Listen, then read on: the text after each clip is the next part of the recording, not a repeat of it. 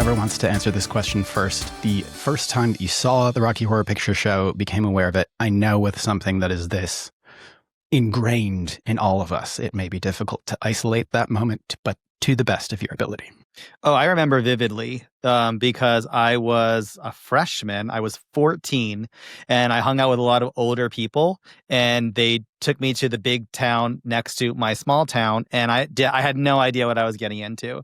And I was totally inexperienced and very closeted, and my brain just exploded with the content that unleashed before me. I could not believe how the heightened sexuality and just like the celebration and the mix of like so many different things put together. It really, I think my mind and my world expanded that night.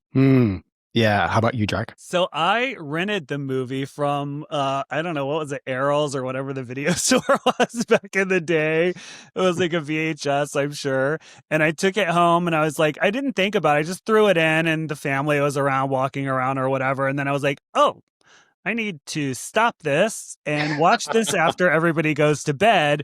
When I saw the, the levers on the machines in the shape that they were, I was like, okay, this is not something to watch right now. I absolutely loved it. I fell in love with it. I was like, this is so appealing to me because I was always very gothic and dark and, growing up. And I was also queer. And I was like, oh, wow, these are like my people, Yeah. Yeah. To me, like I just rewatched it. They've like remastered it in 4K HD for the 50th anniversary. It looks so good. It's like, wow. Always felt very of the moment to me. Didn't ever feel dated to me, but now it's so crisp that it looks like it could have been released now. And the queerness of it, to me, it's like combining 3 essential ingredients that are very queer in descending order: horror, musical theater, and queer people. So like horror to me is like the overarching, like it that is a huge part of my queerness. So that's one of the things that I identify with the most. But the whole thing, the whole package is just like mind blowing to me that it happened when it came out. It was such a radical thing. Love it so much. And kind of outrageous. I have to imagine the audacity, even though the 70s, I think, birthed a lot of like really like highly creative, unusual artists that we've not really seen like since that era. But something this specifically, like you said, horror, queerness, it's a musical, it's very sexual, like just, groundbreaking for sure. Yeah. And this like campiness, this like real specificity that, it makes sense to me that it did not do very well when it was initially released, because it's like, it's not, E.T. It's not something that is like going to appeal to this broad swath of people. But then having the success that it's had, it's the longest, like it's still playing in theaters in various places, and it's the longest running, the longest theatrical release of any movie ever. Wow. And it's because, to me, it's like, the reason that there's such a strong queer audience for it, and artists and people who are into musical theater and all of that kind of stuff, is because it is speaking directly to us. It's like no concessions made to people who are not us or don't appreciate us and the art and the culture that we create. So it feels like home to me. Yeah, I think so too. I mean, it's interesting because as much as it inspires queer people, it doesn't come out and say, this is a queer movie. You'll see movies now that are like, we're queer horror. And I'm always like, to me, that I hate it. I know it's not popular, but I'm like, I don't like that. I don't like queer horror. I'm like, just, you're a horror movie and you have queer subtext. Like, just let it be, because you're limiting your audience by saying like, well, this is a queer horror movie. And it sounds kind of highbrow and stuffy and like uninviting, honestly. And I think that's what Rocky Horror did really well, is it was very, if you felt like a freak, you could fit in the Rocky Horror Mansion in some way or another. And so I think keeping it broad like that is probably what had helped it get the success that it has. Yeah. And those performances, I mean, it's the first time that Tim Curry was ever in a movie. Oh wow, I didn't know that. It's like mind-blowing to me. That performance in particular. It's just like the way his lips move and just his, those kind of like snarling, but so like sexy and confident and Yeah. no, it's like unapologetic sounds like there is something to apologize for. It's just like free, like it's like slinking across. Oh, I can't take it.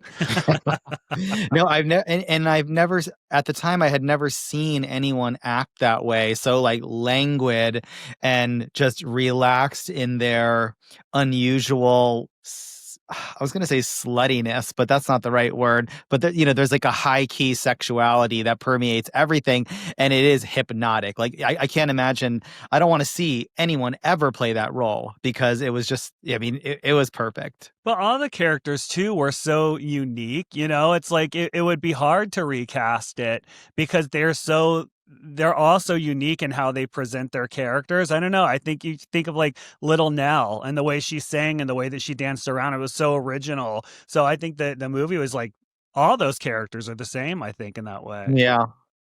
Yeah. And, even like Riff Raff, who I think is probably the, leaning more in a kind of Quasimodo direction, but still so cool and still is like somebody you could see in Williamsburg, Well, and then don't forget he lost the hump when he put on his Transylvanian armor, so maybe that was a costume choice. It wasn't. Yeah. So incredible. And he wrote it. Yeah. So I was reading all of them have been doing a bit of press surrounding the 50th anniversary, which was like last week or something. Yeah.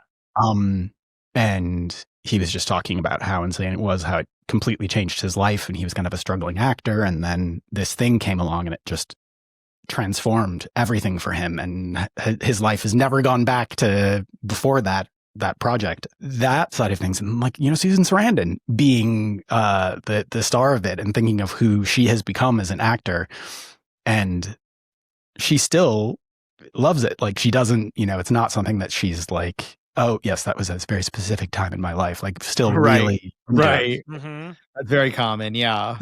Yeah.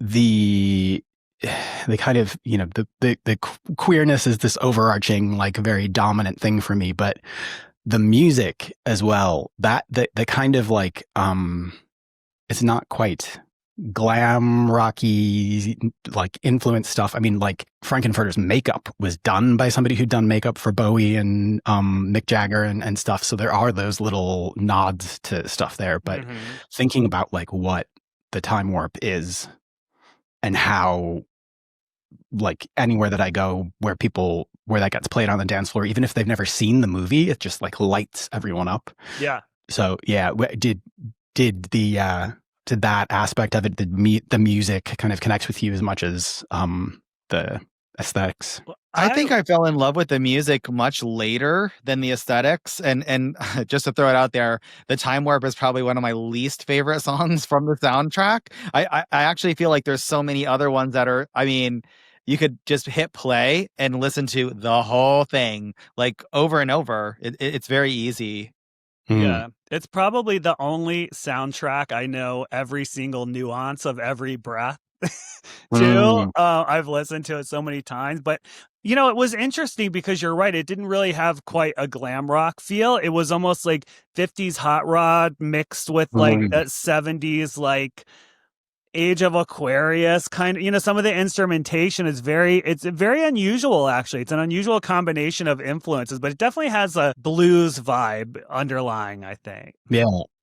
And the fact that it has this music, I think, was a big part, in addition to the queerness, in addition to the campiness, of a big part of what made it translate to the audience participation, live show element that has, been this huge part of its success and its lasting, enduring life and place in culture. But the fact that those things are still happening all over the place, midnight screenings, and it's this standard, much more, I think that's one of the biggest impacts of the movie is that.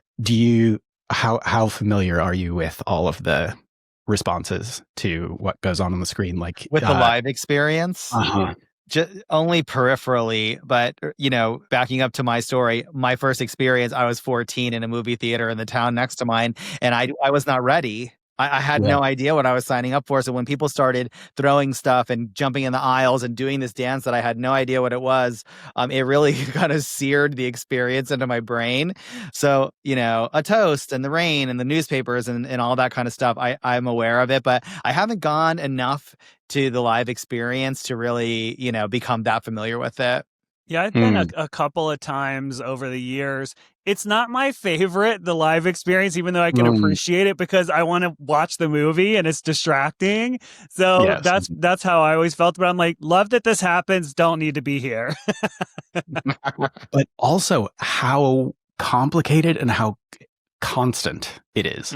Like I was looking at a website that's like, if you want to prepare to see the Rocky Horror Picture Show, this is what you'll need to know. And this is what you'll need to bring. And it's like a novel. And you're going through every timestamp in the movie where you're going to need to respond or throw something or do, some action. And it's so much. And the idea of people memorizing that and being so familiar with it that it is like, getting a part in a musical that is just a response to what's going on the screen. What would you say, like, are there, favorite standout characters for either of you? Favorite moments in the movie? I think that the "don't dream it, be it" moment that unfolds was the one that really stuck with me the most. Because in some ways, I feel like we've tailored our careers, whether it be in publishing or nightlife or even in television. I wanted to be an evil superhero, like a supervillain from outer space, a vampire woman from outer space. And that's exactly what I've created for myself. So "don't dream it, be it" was really like a mantra to like live your life by. And there's a line that Riff Raff sings in that, the pool and all that.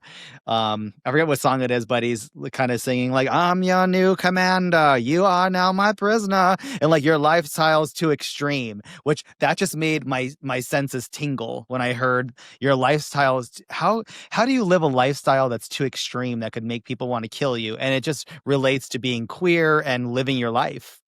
Yeah.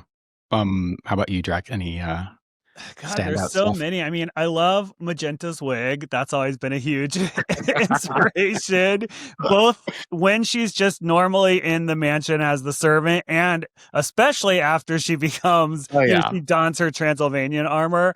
I don't know. There's so many moments I love in that film because it takes you on a high with comedy and with excitement, and you get inspired, and then you get crushed at the end too. It becomes very sad. I would say that moment is the moment I resonate with the least because the movie was so inspiring for me to sort of get out there and, like Swan said, don't dream it, be it. And I felt like that happening at the end was the opposite message of that, right? It's like, yes, don't dream it, be it, but if you do, you're going to get killed. So I'm like, well, I don't like that part as much. But God, there's so many moments. I mean, I really think growing up, I grew up in a very small town where there were no gay people. Like, that wasn't allowed. And if you were gay, you would, get attacked and all kinds of horrible things. So I really just seeing representation like that on screen was very inspiring for me. Just growing up in such a heteronormative space, to seeing Tim Curry, he's not in drag, but he kind of is. And then he's bisexual. He's not just stereotypical gay. He's pansexual basically. And I just thought that was very eye-opening, inspiring. That definitely stuck with me because I hadn't seen that before. Yeah. And seducing both people in the couple and like initially tricking them into thinking that it's their partner, and then they're both just like, oh, but I like this. Yeah. Exactly. Yeah, and it's not a big deal. And it's like, those things. I think for me, queer representation when I was growing up, it was like token gay character who's like a sexless best friend of someone, or if they have a relationship, it's like, you see two men walking together, but that's it. Yeah. Or, you know, stuff like Brokeback Mountain, where it's like, it's so sad to be gay and you're going to get killed. Yeah. And having something like this that isn't just more fully realized representations of queer people, but like fun and like the joy that comes from queerness, not just like telling serious stories so that we have representation out there. It's like, that's not the point. The point is just like being who you are and, you know, the joy of queerness, which is the best part. People want to have fun. Like, that's something that we, I would say, learned from that film, that we imbue in everything we do, whether it was like nightlife events or parties or the show. It's like people, you can have subtext and suggest things to people without beating them over the head with it. The main thing people go to the movies for, or a club, or watch a TV show, they want to have fun. They want to enjoy themselves. And Rocky Horror did that. And I think that was very inspirational for us. And we keep that in the forefront of everything we do. I also think something that was influential, and maybe even like a little bit of a subconscious way, is that there's not only queer representation in Rocky Horror, but there's also a lot of different body types, and everybody has someone who loves them, and everybody has like this, you know, a sex appeal that's sort of universal and kind of unquestioned. So when we were doing things like nightlife, or even some of the DNA of Dragula, it is, you need to celebrate who and exactly what you are. There's definitely someone, I mean, you need to celebrate it yourself so that other people can celebrate alongside of you, kind of vibe. And I think that we weaved that through our entire careers, basically. Yeah, that vibe of like, there's room here for everyone, and it isn't just like, you are welcome to be here. It's like, you are welcome and we include you and you're a part of who we are, and we're all in this together. We're all doing these fun things together. Again, it's just like joy. That is, it's so much fun to watch and doesn't make you feel anything but like excited and joyful. We refer to our dark-sided queerdo friends, like a very specific small cabal of people, as fellow Transylvanians. Like Drac and I are both Transylvanians, and then there are a few people out there, maybe like half a dozen, that are also Transylvanians, and they know what that means, and so do we. Yeah, one of our good friends, Darren Stein, I don't know if you know him, he did Jawbreaker and all that stuff, but he is very much comes from the same school that we did. Like, he got very inspired by Rocky Horror at a young age, and he's one of those Transylvanian people that we sort of can do the secret handshake with, and he knows what it means, you know? Yeah. And that's, you know, a part of like, I think any close friendships or like, you know, chosen families, that you have these things that connect you so closely, that you share, that are experiences or, you know, pieces of culture or whatever. And being connected to people like that is so great, but especially about something like this, where it's like, yeah, I mean, it's interesting when you think of queer people, you think, oh, queer people are, you know, you feel ostracized from the rest of society. But then when you go into the queer community, you're like, oh, I'm still ostracized from a community, you know? And I think that's like that's the kind of the Transylvanian thing. It's like the gays that aren't with the gays, sort of, you know what I mean? Like, you're not at the pool parties and stuff. You're like watching horror movies and doing, you know, it's a whole different category. And I think Rocky Horror is a common denominator there for most people like that. That ostracized feeling, though, like, I think if you belong to this club, that ostracized feeling, at least for me, turned into like a massive sense of like pride and alleviation that I'm not only queer, but I'm also unusual. You know, I used to love to say this at events when it'd be a packed house. There's a couple of thousand people there ready to party. And we tell a story and I'd be like, you know, it used to be like such a sad thing coming from a small town. People would hate me because I was gay or queer or whatever. And now I fucking thank the Lord every day that I'm queer. And, you know, cue the uproar, because it is something to be prideful of. Absolutely. Yeah, I've said that before on this show. It's like imagining a time in my life when I wanted to be anything other than queer is crazy to me now. I mean, like, I understand who the person that I was then, and I don't blame myself for feeling that way, but I'm so like elated to be who I am now. And like, queerness provides the best parts of my life. It is the thing that makes me who I am. And exactly what you've both been saying, like thinking of like the queer community as like this broad church, you know, all different kinds of people. And some of them are not your people and some of them are mean. Right. And some of them don't want you around them and whatever. And in that way, it's like coming out is the first step, and then finding the people who belong with you and who you belong with is the thing that makes you kind of settle into your queerness. And that's how you find the joy. I will say the word joy over and over and over again in this conversation, but you know, that's how I feel. It's fitting, definitely. I wanted to quote Aunt Ida real quick because while we were talking about the world, I'm going to paraphrase. The world of a heterosexual is a sick and boring lie. Yeah, it's true. And you know, I always say that like the people who hate us the most are so jealous of the fact that like we have this enormous freedom to be exactly who we are, exactly who we want to be. And there's all of these constraints of like the cishet world that people have these ideas of who they are supposed to be that the greater society kind of imposes on them. And it's so much harder in that world, at least, you know, as an outside observer, straight people prove me wrong.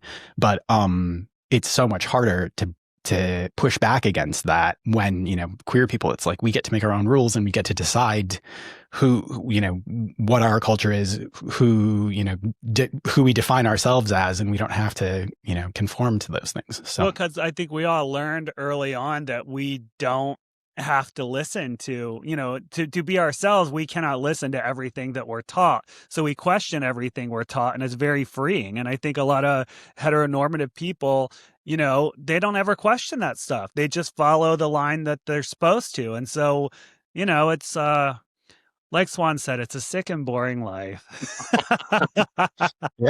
Yeah. And, you know, I can remember before I came out just thinking like, but my life will be so hard. And there are all these things that like straight people don't have to experience that I'm going to have to deal with. And it's like, but that's the best part is like getting access to all of this stuff that straight people are not going to be able to get access to.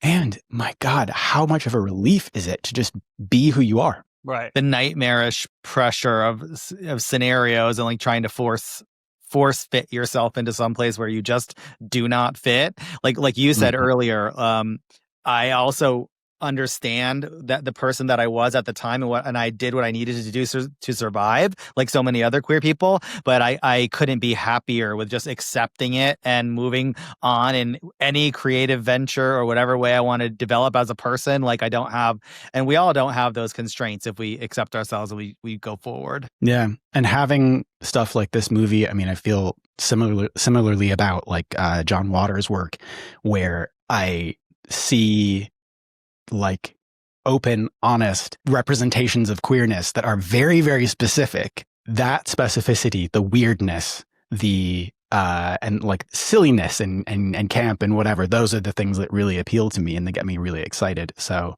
it was such a joy. Like I haven't seen this movie in so long, and to be able to see it in this like crisp, clear detail is so exciting. Have you I don't know if it's out yet. There's a documentary about it. I've heard about the documentary, but I haven't seen it yet. Yeah, I think it's just playing festivals now. Okay. But That's exciting. Yeah, there's so much stuff. Like the Pee Wee Herman documentary that just came out that was like so good. Yeah, I love that. I think it won an Emmy for something. I can't remember the category though. Deservedly so. Yeah. I can't remember the guy's name who directed it, but just like what a feat. Not to digress too much and move on to other queer topics, but it's just like it's so exciting to see all of the love that Rocky Horror is getting as well, that it's like huge international news, that people are really paying attention to it and wanting to celebrate it. Says a lot, and says a lot about like it touches queer people, but it touches everybody. It's like there is no one who is like unaware of that movie. Yeah. So it's a pretty impressive legacy for everybody who was involved in it. And Tim Curry as well. He is the first public appearance he's made in a few years, and he came out there was some screening, and he talked to the audience and was kind of chatting through how he's feeling about it, and just still is really appreciative, and I love it. So I guess to wrap things up, since the first encounter that you had with this movie, how has your relationship with it changed? Obviously we have talked about, the effect that it's had on you in different specific ways, but how it's impacted your life as you've seen it over the years, how it's impacted your careers, those kinds of things. And again, this is like expanding on things we've already said. I know you've mentioned some of this stuff before, but yeah. It's interesting. It's still influential. If I just think about the last couple of years, we've had several costumes and looks that we've had made, just like custom reinterpretations of the classic Transylvanian armor. The two of us appearing in it. We have a gold one and we have a red one that we designed that was a little sexier and a little bit more us, maybe a little bit more of a hybrid of Dragula, the Boulet brothers, and Rocky Horror. And when we're in it, I feel like we channel Riff Raff, and Magenta at the ending scene there. But also there are challenges in upcoming seasons that are heavily influenced by Rocky Horror. I don't want to say too much about that. And we've done during the pandemic, we did like a bunch of digital shows, and one of them specifically was all just themed around Rocky Horror. And I think it will continue to influence what we do, how we look, what we do, what we perform to. I think so too. I think the main driving force of Rocky Horror, I think, has always been an inspiration to us, and I think it will continue to. And I think that we push that out to new audiences that are unfamiliar with Rocky Horror, like younger generations. I think they are getting the same message from us and our reinterpretation of that energy, which is really cool to see. Yeah. What a wonderful relationship to such a fantastic piece of art. Mm-hmm. I love it. Thank you. Conversations that I have about talking to people about the art they love, having those really clear connections and being able to see so obviously how much you love it. So that's been very fun for me. Thank you both so much. Thank you for having us. Hey, do you want more conversations with incredible people talking about the movies and music they love? Then subscribe to the Spark Parade YouTube channel.